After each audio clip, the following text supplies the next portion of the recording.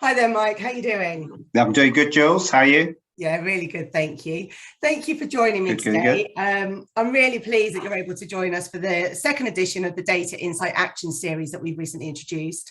And today we're going to focus on some of the data coming through from the Moving Community Survey, which is in its third year now.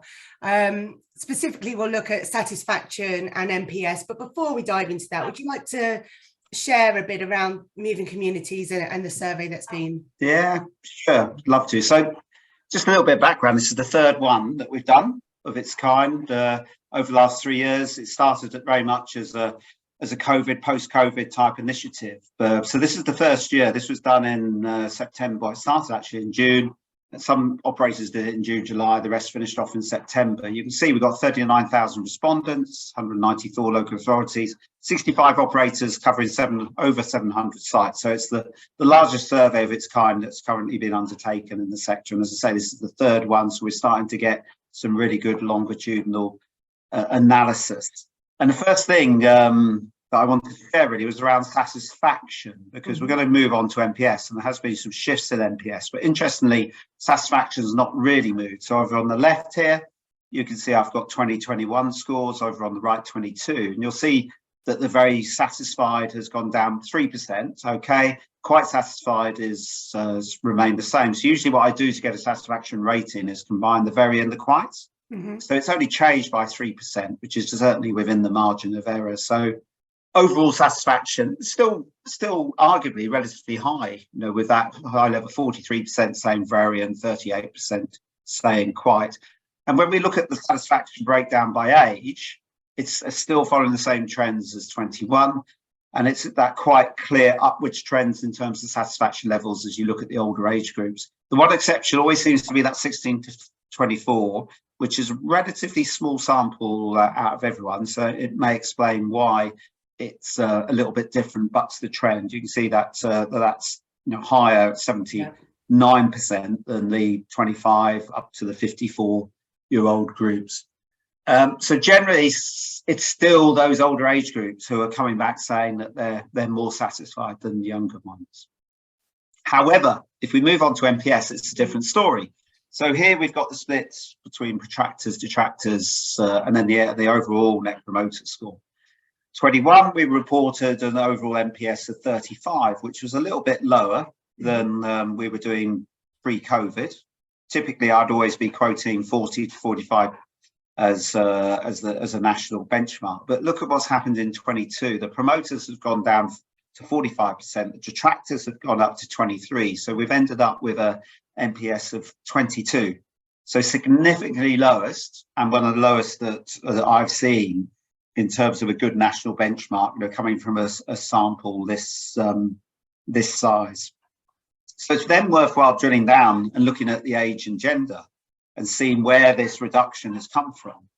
And you can see when we look at the NPS by gender, the female has gone down 22 compared to 21, 35% down to 24. And for males, it's gone down from 33 to 20. So both the genders have decreased, but more so for males. Really interesting as well. Why is this? Well, this next slide, shows what's most important at the moment. And cleanliness has always been important when we ask people, but it seems that as a result of COVID, that it's now even more important. And it seems that what's happening is that people's concerns about cleanliness are perhaps one of the reasons why that NPS has come down. But I think there could be some other reasons as well, perhaps. So with that, Mike, before we look at other reasons, what would you say to operators who might say, but satisfaction is really high? Does it really matter that NPS is low? What is the implication for? Yeah, the classic sort of reasoning for that, and the research that sits behind NPS is that NPS measures not just satisfaction, but also loyalty. So if you ask the typical satisfaction question, generally in our sector, people are satisfied. But when you ask them how loyal they are, then the loyalty scores are way below satisfaction. And that means that we've got what we call a lot of a lot of mercenaries, using a particular model that I like to use. So these people sit in that right upper, that quadrant where we could got high satisfaction but low loyalty. Yeah. And it means that even though they'll say they're satisfied, if someone comes along with a better or similar offering that's cheaper or more convenient, then they're not loyal enough to stick with you. They will move. And these are the people that won't be referring and recommending as well, because remember, NPS is all about referral and recommendation. And if we haven't got those people that are satisfied and loyal, there's a real concern about the medium to long term future for the sector, because those people that are just satisfied, those mercenaries, as we call them, will move if there are better offerings around. Yeah.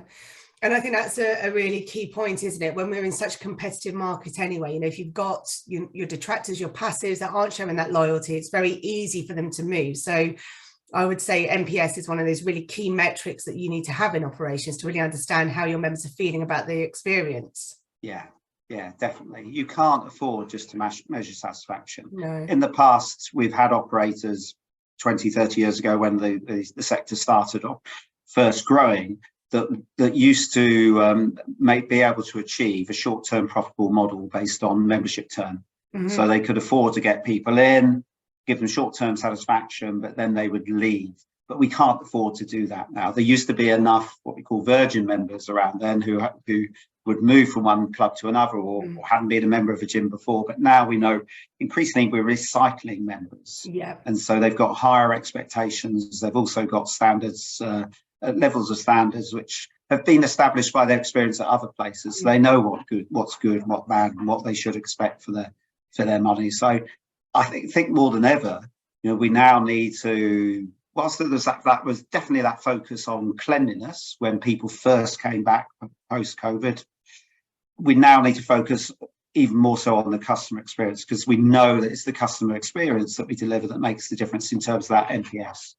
Yeah, absolutely. So on that then, Mike, so what do you think has contributed to that decline in NPS over the last 3 years, in your opinion?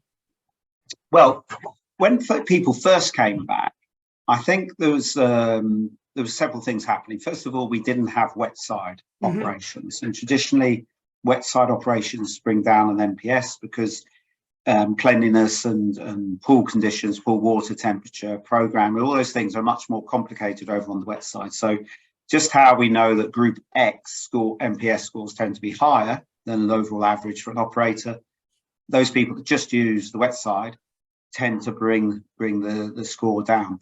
But the other thing is, when we first came back, there was limited services, limited number of people. People often had to book in advance, which annoyed a lot of people. But those people that were able to book in advance were coming along and having a very nice, quiet, clean experience. And so that NPS immediately post-COVID was reasonably high. But now we've obviously opened up fully again, if you like, we're back to normal. We haven't maintained, or perhaps we haven't been able to maintain, those cleanliness standards. And then, of course, we've also got the other pressures that operators face at the moment around staffing as well. Yeah, I mean, that's causing a big strain, isn't it, in terms of that delivery, if you haven't simply got the resource in place. And what would you say, Mike, given that the focus has been on operations, and for a lot of operators, they've just had to get their doors back open and be functional again. Do you think now is the time to start revisiting customer experience training and perhaps considering different formats for, you know, for delivering that? Yeah, definitely.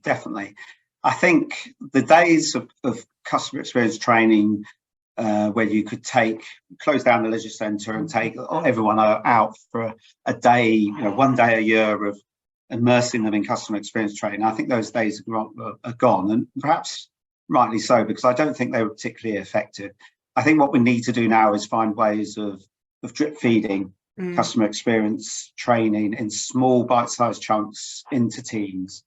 And I think we should also just be getting them to focus on the key 2 or 3 things perhaps that they can deliver in their role that's going to really make a difference. So for example, receptionists, what can they do? Well, you know, it's about eye contact, it's about learning names, it's about creating some sort of personal relationship and communication with everyone that comes in. If our reception in our leisure centres could just deliver most of those 3 things most of the time, then that would be a really improved customer experience. And the same applies with the whole customer journey as they go through. So we definitely need, if we don't do that now, we've got these pressures. We've got increasing competition on the leisure pound. We've got people who've got less money. We know that gym memberships and use of leisure centres is reasonably high up the list of things that people will give up first if money is really tight. So we just really need to make sure that they're motivated, that they're engaged, and most of all that they enjoy what they come to do. And NPS, everyone should remember, NPS is delivering by relationships. That's what makes a difference between a 7 and 8 and a 9 or 10. And those relationships can be delivered by staff, in the gym or on the pool side, by managers being more interactive and dealing with comments and complaints better. But we've also got this peer-to-peer type stuff where Group X comes in and budgeting up in the gym, getting people to swim in groups. All those sorts of things are a great way of driving up your NPS. Yeah, fantastic. Well, Mike, thank you for that. I mean, that's a real snapshot really of NPS and what that can do for our operators. So for anyone who wants to find out more, there's more information on our website, which is www.leisure-net.org, or just drop a note below and one of the team will get back to you. But Mike, thank you very much for that today. We'll be delivering another data insight action on the first Monday of next month. So we look forward to you being able to join us then. Thanks ever so much, Mike. Thanks, Jules. Nice to chat. Likewise. See you soon. Bye. Bye.